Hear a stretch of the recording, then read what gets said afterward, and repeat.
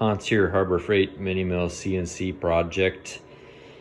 I've got the saddle for the mini mill, the ways scraped on the ones for the table, and now I've got and the table dovetails ways are scraped as well. So now I'm a lot better than we were from the factory out of the box.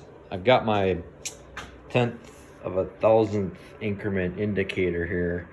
And as you see, if I rock this saddle back and forth, only getting about half a thousandths of play.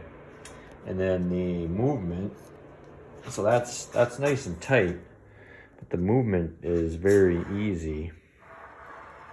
Very easy.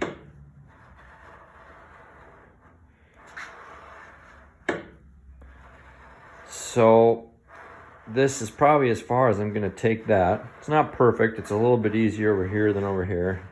I think there'll probably be a little braking in that goes on. I've got a little light oil on here right now. So I think I'm going to call that good and move on next to these dovetails and the matching ones on the base of the mini mill right here.